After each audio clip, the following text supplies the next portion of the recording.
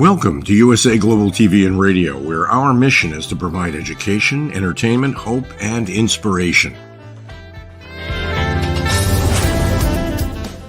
USA Global TV and Radio connects you with experts and audiences all around the world every single day to help you succeed in business and to live a richer life. Visit us at usaglobaltv.com to learn about career and life-changing training and mentoring programs like the Listening Mentor. Subscribe to our newsletter to stay informed about our special programs and offers. Discover how you can become a guest on one of our shows or a host or producer of a USA Global TV and Radio show of your very own. That's USA Global TV and Radio, where the doctor is always in.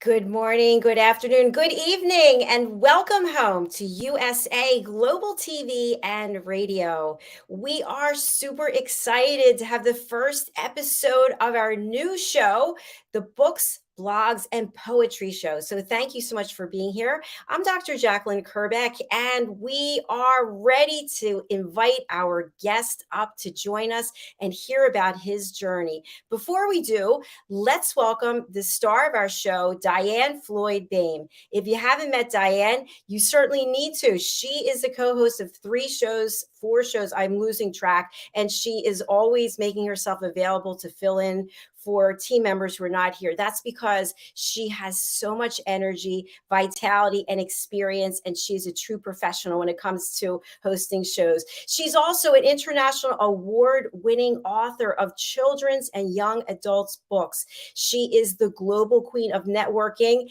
and she's a dear friend. Let's welcome DIANN FLOYD BOEHM to the program. DIANN, come on out. Hello. Thank you, Dr. JACALYN, for the very kind introduction. For a moment, I was wondering who you were talking about, but thank you.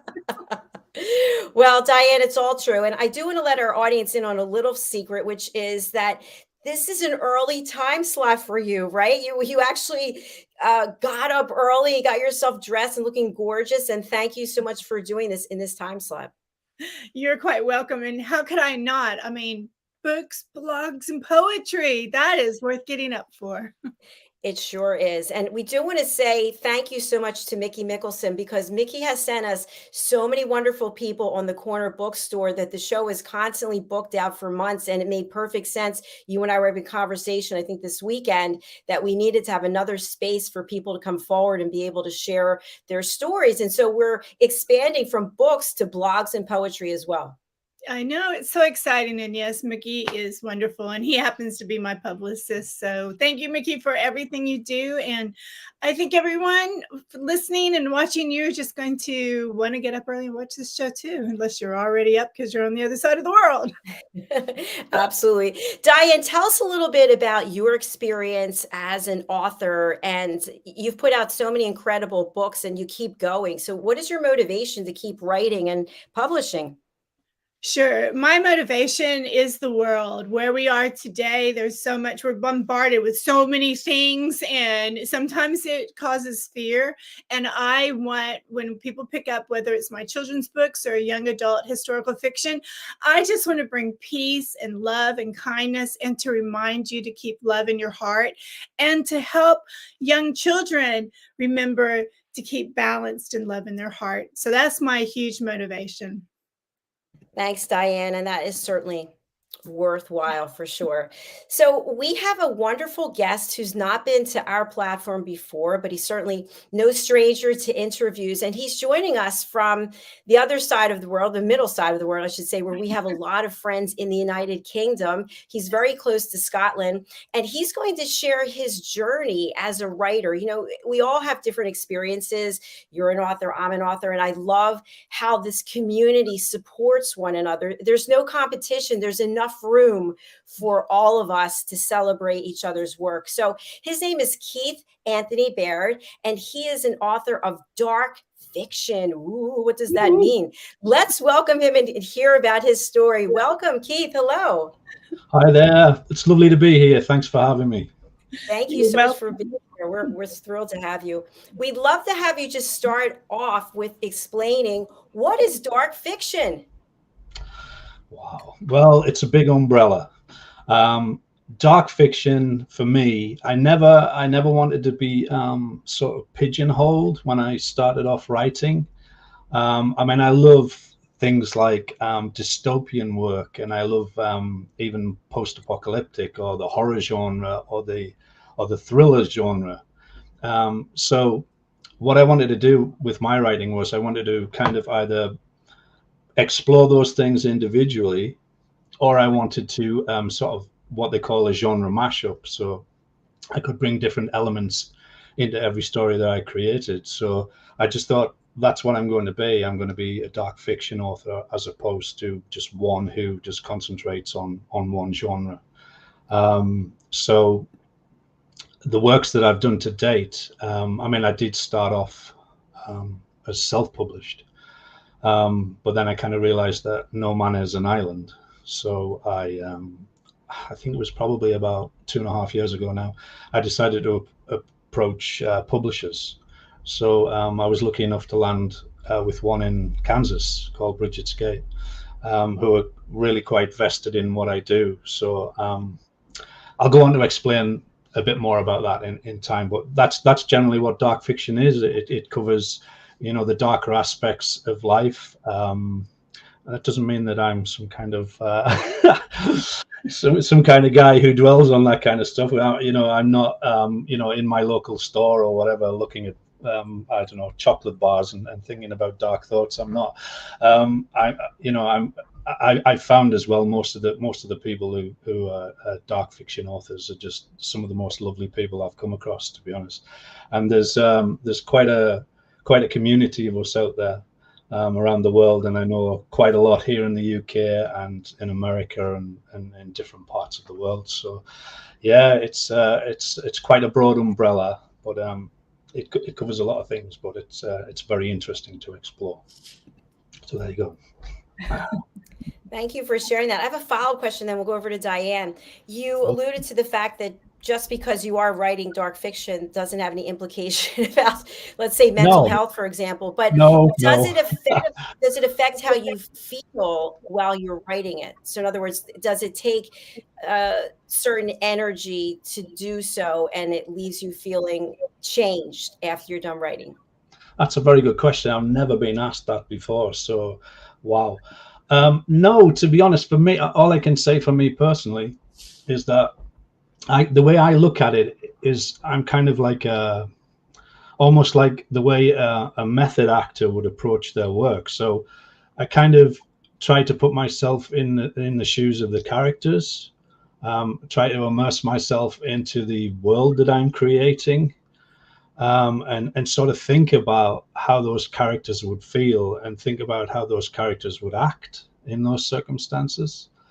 And that's really it. I mean, it doesn't, it's kind of like a sort of a detached experience, if you know what I'm saying. It doesn't affect me personally. And it's sort of like, it's almost like an escapism in a certain sense.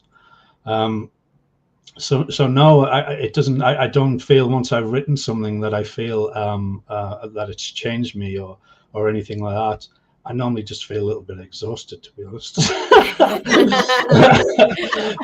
because I've used my brain so much for like so many hours, and I just need to go and sort of rest. Basically, that's about the only effect it has on me. Thanks for sharing that. What a great question that was. That was fantastic. Maybe they'll keep me around here a little longer. Diann? I love what you said, because if you truly want to write a quality book, I believe you have to immerse yourself into the character. So I love that you said that. And I know what you mean. I loved how you said detached, because if you don't detach, then you might become that character for a while, and that may not be a good thing. Yeah, absolutely. I mean, I do recall the very first book that I wrote was a kind of it was a very religious book.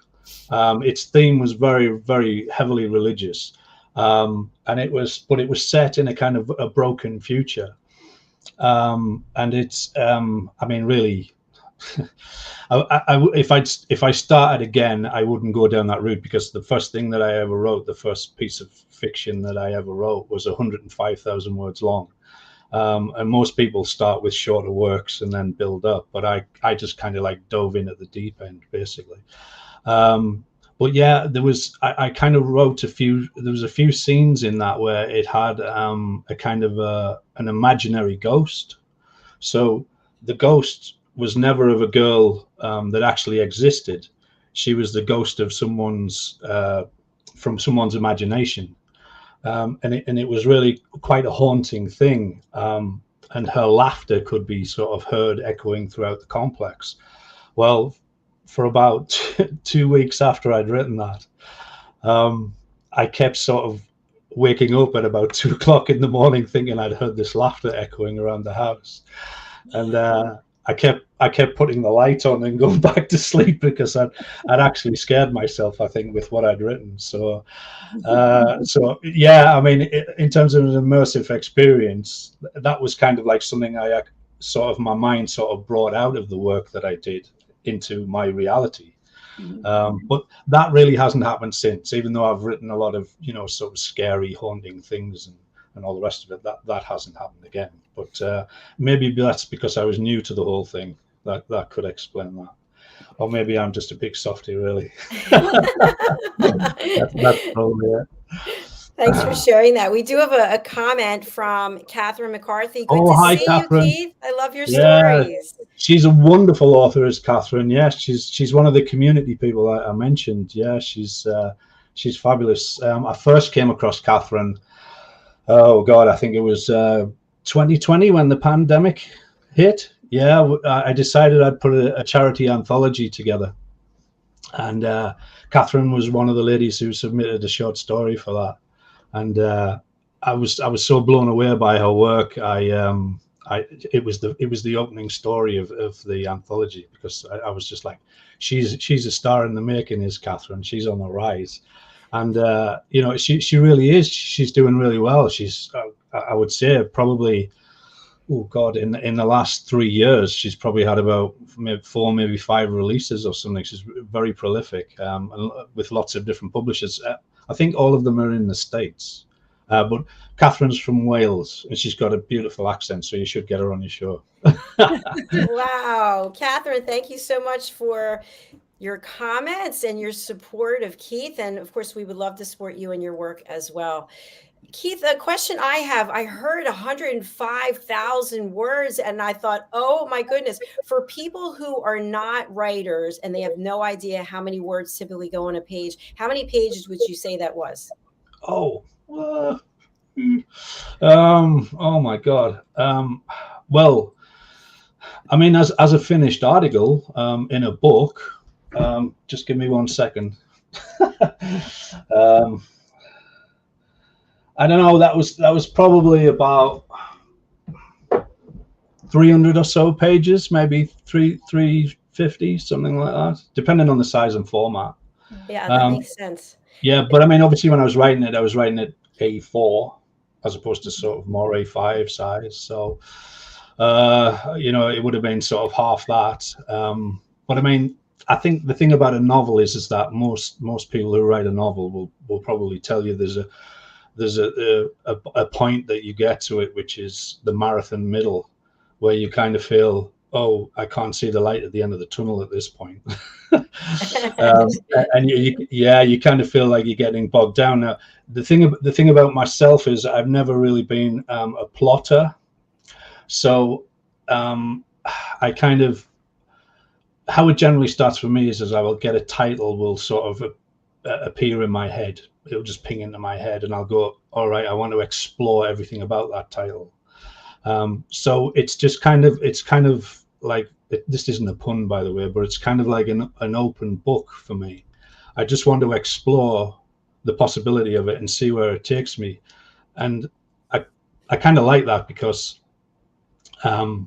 sometimes if I do sort of plan a few things in my head, by the time I get to a certain section, I might have a moment of inspiration which completely takes the story in an entirely different direction that I never actually thought of. So I think if I always plotted things out, there's kind of like a danger that I would actually just stick to that all of the time and not explore the possibility of something else coming along and sort of turning it on its head and hopefully making it a better story. So yeah, I mean, the first one I did was 105,000 words. It took me 16 months to write. So in terms of giving anybody who doesn't write an idea of what it takes, I mean, I would say probably 2 months of that 16 was to edit and revise it at the end. So 14 months of actually writing it. At that point in time, I had a full-time job, so I did work in the evenings and weekends.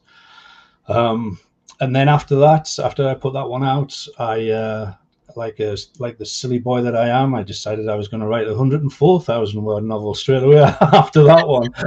So I spent another 18 months doing that one. So I mean, it's kind of strange because I've gone away from the big stuff now. I tend to sort of focus more on novellas, to be honest. So something that's kind of like 40,000 words, which, you know, can take 4 or 5 months, sometimes 6 months or something to do. I mean, I'm currently writing, I've gone back to writing a novel. I'm diving in there again. But that's because other things, novellas that I've written are now contracted and they're going to appear next year. I've got 2 that are coming out next year. So I've decided to write a novel, but this time I'm just going to do 70,000 words. I'm going to keep it sane. You know, just so I can have some kind of life in the process as well, and I'm not just like completely chained to my desk. So yeah, I understand that a lot of people who don't write just don't really get the concept because I mean, say for instance, if you talk to a student and they say, oh, I've got to do a 20,000 word dissertation or something for, you know, and you think, yeah, okay, that's a challenge, but it's kind of like, how challenging is it really to someone that writes 200,000 words or whatever? It's like, that's just a warm up, right? Exactly. Well, actually, strangely, for my second novel, I did write 20,000 words in one day. I've never done that again. It's certainly not something I would sort of want to do, but it was only because I'd sort of planned out how the next sort of 3 or 4 sections were going to go in my head. And then I just sat down one day and I think I typed from about 9 o'clock in the morning till about 11:30 at night and just drank coffee continuously. And then, you know, basically didn't see daylight. And then just rattle out those 20,000 words. So yeah, it can be done in a day, but I wouldn't recommend it. Congratulations. And you know, you said you were a pantser, not a plotter. Yeah, and absolutely. I totally that's me. And it is really fun when you have that moment of inspiration and then you go, well, I'm not going to go back and change anything. I'm just going to keep with that and see where it takes me. And then in edit, so you can kind of go. I like to think of it as like clay. You have a blob of clay. Yeah. And then you start molding it. And then you're like, wait, that's not the way I want to go. Smush, and you start it over again. Yeah, absolutely. I think it just kind of makes the whole process a little bit more exciting.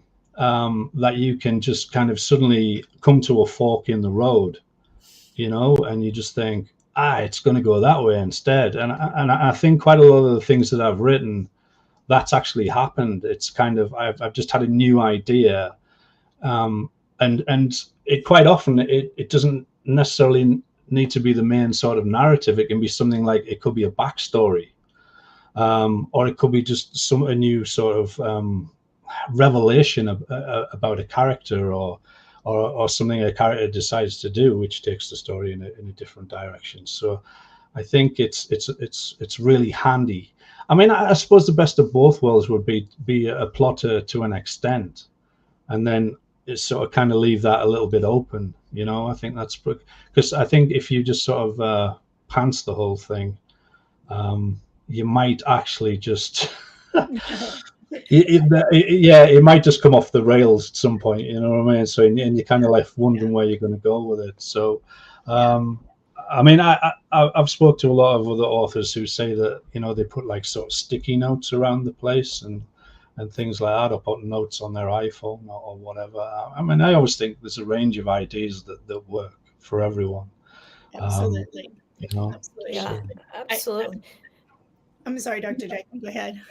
No. I was just going to say, we're going to show your website, and then I'd love to have you read for one of your books for us, if you would. Okay, yeah. Okay, fantastic. All right, let me share my screen, and then you can tell our audience what it is we're looking at. Here we are.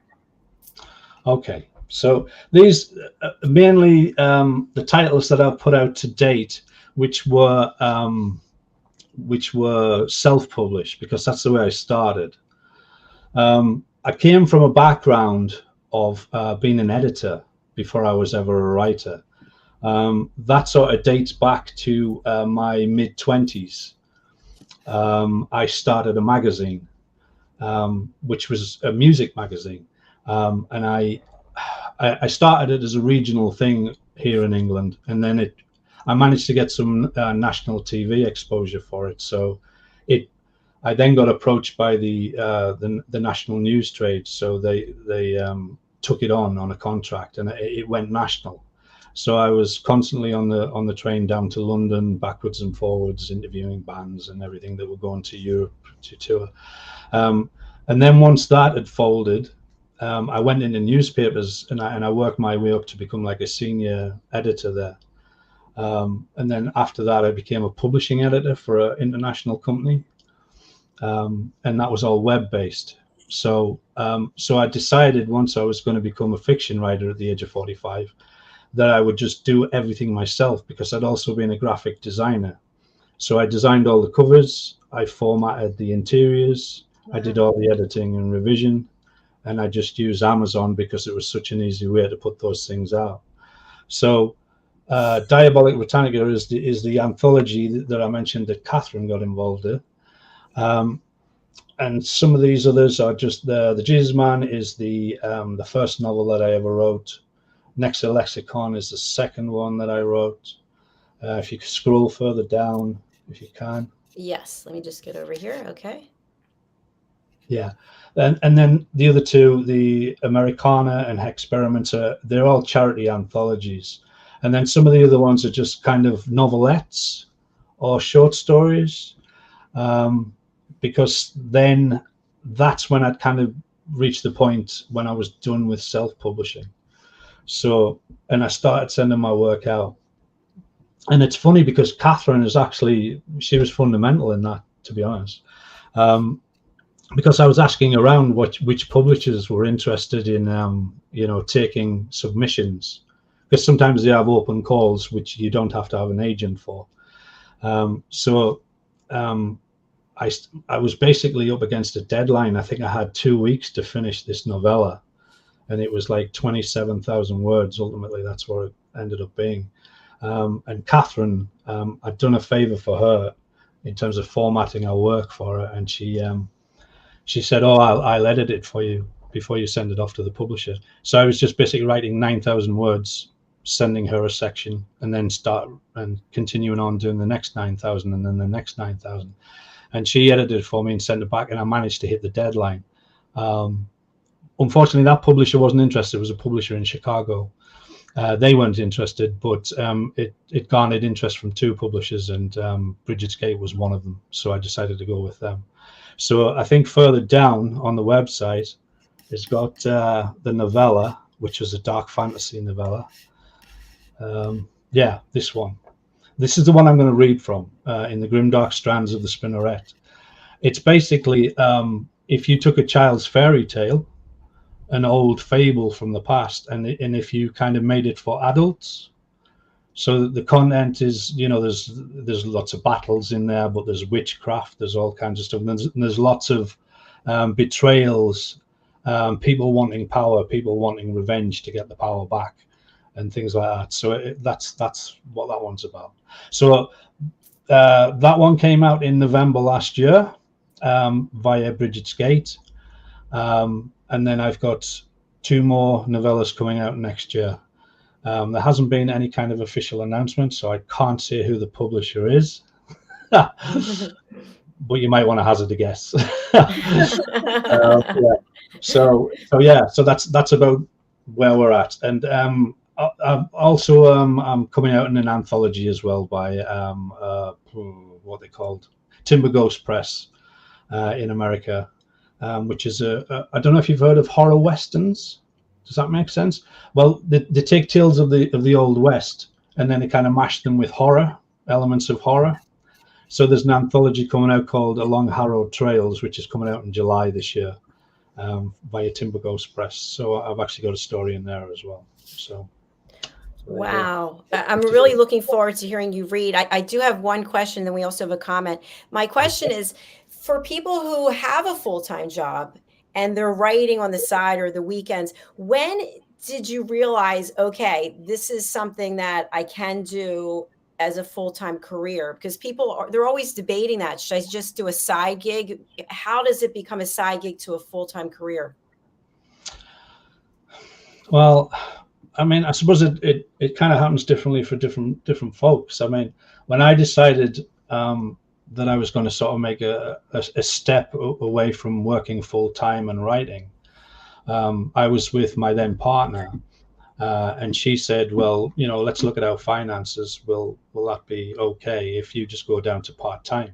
So I went down to part-time work. She brought in the lion's share of the money, and I just it gave me more time to write. So I'm currently in a situation where, I mean, we're no longer together. I'm on my own now, but I'm still just working part-time. So between working part-time and what I make through book sales is pretty much enough for me to be okay. But the main thing for me is the time. The time is the most precious thing, because, you know, if I work sort of 3 days a week and I've got 4 days a week for writing, and then obviously getting involved with the publisher, and then getting Mickey Mickelson involved, and having time to do publicity things, then, you know, it becomes a bit more of a juggle. So I would say I am kind of, after 8 years of doing all of this, I'm kind of like at a sort of tipping point.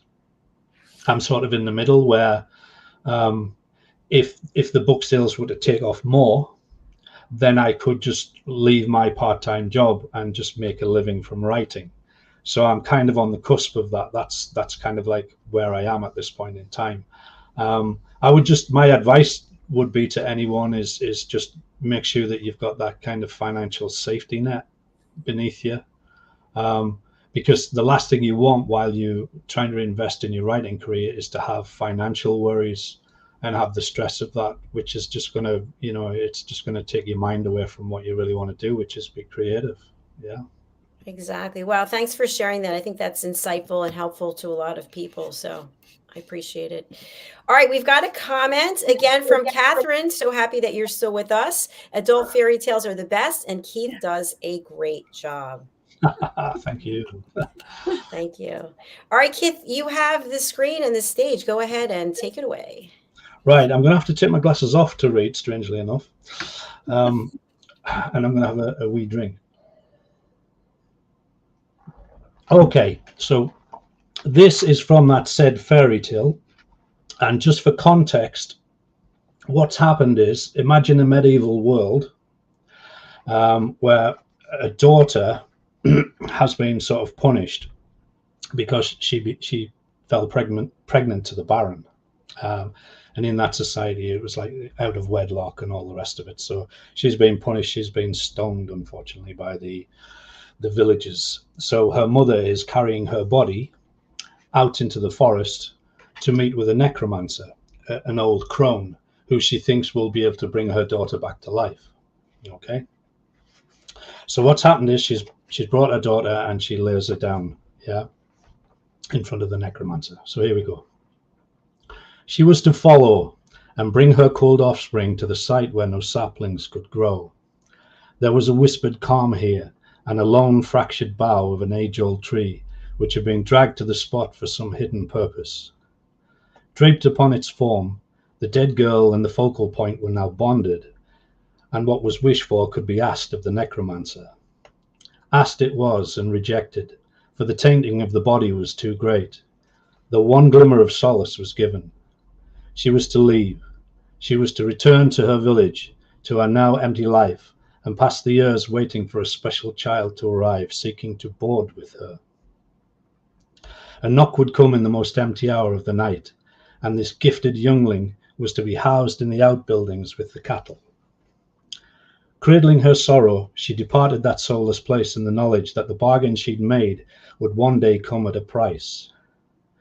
Enchanted moonlight set down a path for her to follow, and a nocturnal birthing began. Cut from the corpse, the lifeless infant was administered surgical demonology. The parts unneeded were removed and fed to wild things which came at the crone's behest. These were the offerings given in exchange for other pieces, which were grafted to the reimagined corporal shard. An effigy of root, twine, and dark ochre was fashioned with great care, and then set to flame with the smoke blown by mouth over the motionless construct. As the hexen dolly reduced, the incantation was evoked between creeping fumes which slipped in eldritch ways into the nose and throat. And so it came to pass, in the most empty hour of the night, that new life was born from the entrails of death, and its cries were another weeping of the forest. Wow. Wow. What was that phrase? Surgical demonology? Surgical demonology. What is that? I made it up. I love it. I was like, that is amazing. Is that like surgery through demons, or no? It's kind of in my mind. What it was the witch, the crone, is having to do actual sort of surgery, because she's reimagining what this human child will be. It's going to be part human and part something else. But she's invoking incantations and spells while she's doing it. So the demonology part of that is that she's acquiring the means and the rights to do this by speaking to dark forces and incorporating dark forces in what she does. So that's what that sort of covers. Yeah. I love it. I love learning something new. Well, I'm glad I can educate people. That's fantastic. Diann, I think you're on mute. Sorry, I didn't want to mess up while I was reading. What a great imagination. Oh my gosh, your adjectives. I was just like, if I had a hair on my arms, it'd be standing up. I could feel the hair on the back of my head doing that, actually. While I was doing that. Yeah, there you go. I mean, for that one, what I actually had to do was, it was quite difficult, because I had to kind of like try and stay in the mindset of an old fable and keep that constantly going for the whole novella. And sometimes it's hard to keep that. So it's written in a very stylistic way, and you kind of have to like sort of keep your mind on that track, otherwise you could easily slip out of it and write in a more modern way. Mm-hmm. So, you know, that was the challenge with that one. You know, it's because people have reviewed it so far, and they've said they feel like they're reading something new, but they feel like it's also centuries old, which was kind of what I was aiming at. I was aiming it to feel like an old tome, a big dusty old book that you would just pick up from somewhere, and it was written in medieval times or something. So that's kind of like the atmosphere and the mood that I wanted to create with it. So, and I think judging by the reviews so far, it's certainly done that. So I'm very happy. Congratulations. Yeah, congratulations. Thank you, Lenny. When you were writing it, or as you think about it now, do you write to have it on multiple platforms? So, for example, a TV series or a film or some kind of animation? To be honest, I mean, what I'm looking to do, I'm looking to acquire an agent. I mean, obviously I've got a publisher, I've got a publicist now. I would like an agent. So kind of like have the holy trinity of the publishing world is to have all three, isn't it? So that really would be the next sort of step. Because really what I'd like to see is I'd like to get to the point where things are adapted for screen. some of the works, and obviously I'm going to need an agent in order to pursue that kind of thing. I mean, I think when I write certainly in my head. I write in a very cinematic way, so it's, you know, I can just sort of see all of these things taking place in great detail. So you know, to actually have that realized and to have that on the big screen would be fantastic. But obviously there's lots of steps between sort of wanting that and that actually happening. So you know, I mean, I think you know, everything's changing anyway now, isn't it? I mean, sort of streaming dominates a great deal of what goes on now. So I mean, you know, if I got something that was a Netflix adaptation, or, you know, HBO or something like that, that would just be phenomenal. So but that's certainly kind of in my sights moving forward. That's really the kind of thing that I would like to see happen, and I'm going to actively pursue via an agent, you know. I mean, with this novel that I'm currently writing this year, I do want to try and engage an agent with that, rather than kind of send it to a publisher direct, which I've done up to this point. I think I want to get on board with an agent via this one and see if something can be done that way. So, you know, I better look, watch this space. You might actually see something I've written on TV at some point. So that would be fantastic. I see it. I think I know it's happening. I could just feel it and see it. I like the vibes you're sending my way. You put it out there, so now we have to make sure. Yeah, it's got to happen. Yeah, the cosmos has got to answer, hasn't it? That's it. Yeah. I have just a question. We're always trying to provide education for people here as well. So there's so many people who are just self-published. What are the advantages to having a publicist and having a publisher and having an agent? Is it specifically about getting to more people? Is it about more money? Is it about more opportunities? Is it about less work for yourself? Is it all the above? I think it's a combination of all those factors, really. Certainly when you've got a publisher, even just a publisher without the publicist, I think, you know, it kind of, you know, I mean, there was a big explosion with self-publishing, but I think, you know, that was kind of taking place about 10 years ago when Amazon sort of really exploded in 2013, and you could self-publish and you could sell a lot then. I think if you're going to go that route now, I think it's a lot harder. I really do, because it kind of became a saturated market, and because it became saturated, there was a lot of quality that was put out, but then there was I think there was a lot more that wasn't quality, and I think that, you know, the public sort of recognized that and went, oh, okay, well, we'll take a step back from this a little bit, because we've been stung with both things that haven't been edited properly, or it looks badly formatted, or whatever. I think definitely with getting a publisher and a publicist, because I felt like on my own I was struggling to do everything. You've got to wear 8 different hats, and you just can't divide yourself. Like, you can't give enough energy to those things. And certainly, I mean, obviously with the publisher, Brigid's Gate have expanded their roster, and when you expand your roster to a certain amount of titles, then you can get in bricks and mortar stores. So then they're now in Barnes and Noble.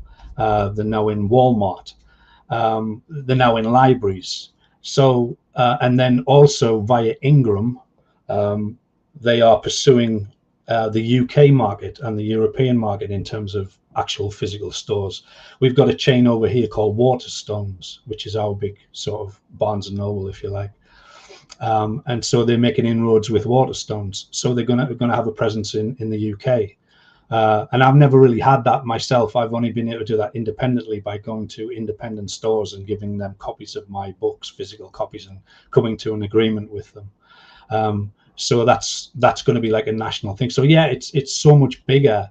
And then the likes of what Mickey can do, you know, he can open the door. And Mickey's always, you know, he's been dead honest with me from the start, and with any of the other authors, is just basically it's like a game of building blocks. So you kind of like start small and you get bigger and bigger and bigger over time. He's not suddenly going to pick someone up and drop them into some really scary scenario, which is just as well. So it's just kind of like building. Everything's about building. So the more expansion I think you get for your product, and just the more coverage, the more eyes on things, that's really how it works. It's just as simple as that. And I think certainly nowadays as well, if you can get lucky, if you can get like a TikTok video go viral or something like that. I mean, we've all heard of the success stories off the backs of that. But I mean, those kind of things, I think they're sort of few and far between. I don't think they happen, to the vast majority of writers. They only happen every now and again to a few. But yeah, I mean, I just think everything's about exposure. The more exposure you get, the better your chances. It's as simple as that. Thank you so much for sharing that with our audience. And we encourage people to keep writing and then get it published. Don't keep hiding it on a shelf or under the bed or making excuses, right? Yeah, put it out there. Sing about it. Yeah, that's right. Because just like Keith and Diane and Catherine, they started somewhere and now look where they are today. So we want that for our audience as well. Keith, we are at the end of our show, and thank you for joining us for our first episode. Well, thank you. I feel blessed and honored. I really do. Thank you very much. And it's been lovely to speak to you both. I hope we get to chat again very soon. Absolutely. And we would love for you to share with our audience, how can people reach out to you and get your books, and how can people pick your brain and maybe co-write something? I don't know. I'm just putting it out there. Yeah, I've already just co-written something with someone, so that avenue's closed for a wee while. The best thing to do is just look on social media, Twitter, Instagram. That's where I'm at. My website is kind of under construction, but if you Googled me, if you Googled my name, Keith Anthony Baird, you'll find everything kind of associated with me out there, and it's all just a click away. So that's the best thing to do. I love that expression. It's just a click away. Click away. Very nice. Same thing. Beautiful. Diane, how can people reach out to you? And do you have any announcements that you're keeping under lock and key? You can reach me at DIANNFLOYDBOEHM, DIANNFLOYD BOEHM. My website has all social media on there. So whatever your favorite is, Twitter, Instagram, etc., you can just click and you'll be there. And my big announcement, as you know, Dr. JACALYN, is my new children's book is going to come out in July. So be watching for the ebook release. And it's Boomer, the Curious Bunny. Yay! I love that. I love the name Boomer. And we have a comment from Catherine. Yay. I'd love to say you're a wonderful host, so warm, and I'd love to book with you around September, October time when my release with Brigid's Gate is due. Well done. Absolutely. We'd love to have you. And for people who are interested in booking in, and Keith, we want to have you back, just go to our website. It's usaglobaltv.com, and you'll see book your section. And you can just go there and book on any of our 37 weekly shows. Yay. All right. We are signing off for right now. Our next show is Talking Heads, starring the Harley Street stress expert, Caroline Heward, who will help you bust your stress. And she's going to be talking about how we make decisions and what we're eating and how that reflects how we're feeling. And I can certainly relate to that one. So thank you again, Keith. Thank you, Diane. Thank you, Catherine, and everyone else out there. Bye for now. Take care. Bye-bye.